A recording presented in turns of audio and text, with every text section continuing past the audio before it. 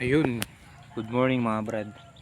So nakikita nyo sa aking harapan ngayon is ang daming pechay. Yan o, napaka dami. Meron din dyan, meron din dito. So ready for harvest na ito. At for schedule na lang po yung sabi ng may-ari. Yan o. Sarap po ng kape ng kobe ko. Yan o. Kita nyo, doon is meron ng na-harvest. Ano, 1, 2, 3, 4, 5 na puno na yung na hilira na yung na-harvest kasi per harvest na to.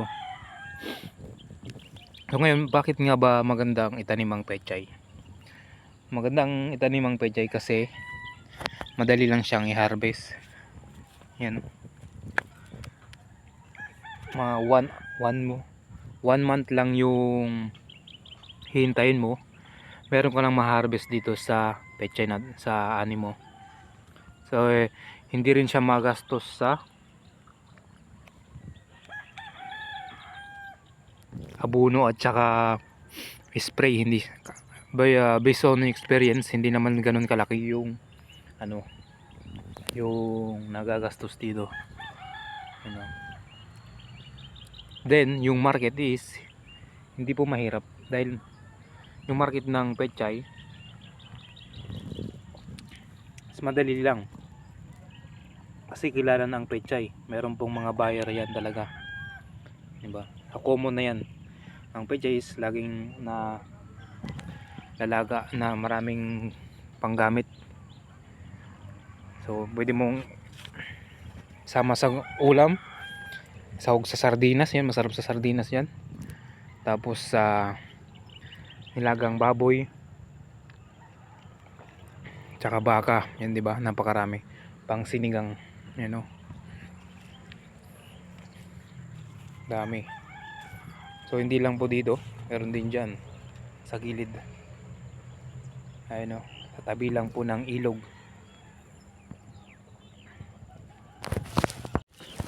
Then yung pagtatanim dito is hindi sabay-sabay, ayun o.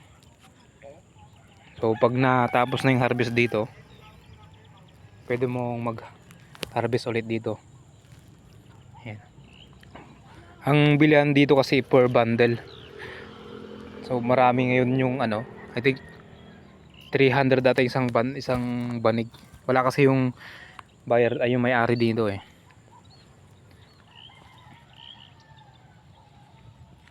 Ang lalaki oh. So kailangan na sa tamang kulang na siya bago i-harvest kasi ay yung pumapait kasi to pag na overripe itong pechay.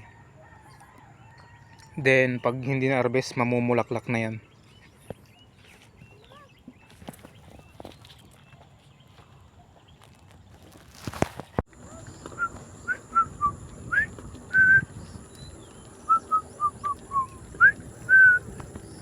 Grabe.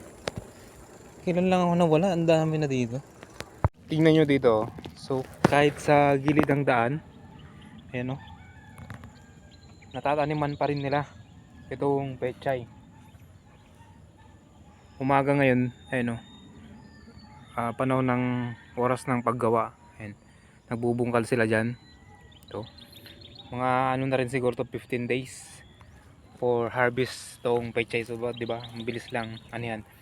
Then yung isang ano daw, parang isang ganun, nasa 15 pesos lang pag dito nyo bibilhin.